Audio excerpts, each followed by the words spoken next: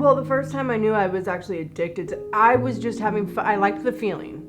And I started drinking alcohol from age 13 to, smoking weed and just always having fun. And I was okay with that. I still graduated high school, barely made it there, had to go to a continuation school and graduate. But I did with a whole bunch of extra credit and summer classes. And I woke up one day, thought I was sick like a normal person, and then happened to do a little bit of Oxy, and all my pain went away. And I remember crying very hard because I'm like, I'm physically addicted now.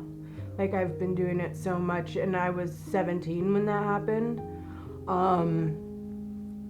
And so it kind of came in my mind then, obviously, that I had a problem. It didn't make me stop doing it. And I knew pretty much right away both my parents are either addicts or recovering addicts. My darkest point would be when... So we moved to Florida, right? It worked for the most part, although I was abusing my Suboxone and drinking. I was not shooting heroin. So... stepping stones. After I had my first kid, she came out, obviously, she was addicted to Suboxone, and she had to spend 6 weeks in the NICU, unfortunately, which I lived there most of the time. And so later on down the road, just when CPS got in the picture, when I had a son too. I had 2 kids within a year. They had the same due date. So I was pregnant with him basically in jail the whole time. So he, came out fine, and then I stayed off everything. But when the kids got pulled, we went into a really dark space. Like, we had a house, we both had jobs and everything. And we started doing meth because it's everywhere, unfortunately, and things got dark. I was in a bathroom, strung out, coming down, trying to go back up, trying to hit a vein, which I could not do. I had no more left to hit, and in my head, because of all the meth that I was doing, I was in my own personal hell. Like, we had lost the house and the kids. I'm in there trying to hit for hours. There's blood everywhere.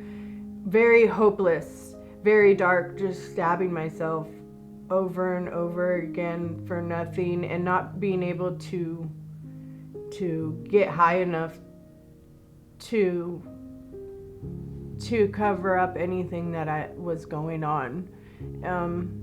I got picked up for rehab before he did, and I remember the last thing he said to me was, go get our kids back. And I promised, I said, I will, I'm going to.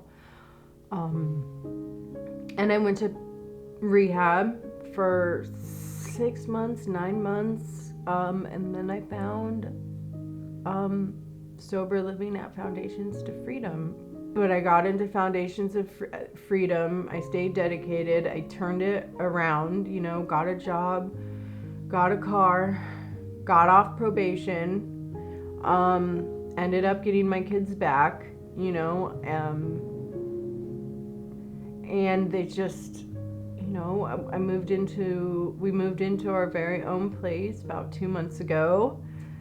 And I'm in school. I'm also in school for my CRPS. So I plan to hopefully work here and help other people. Foundations of Freedom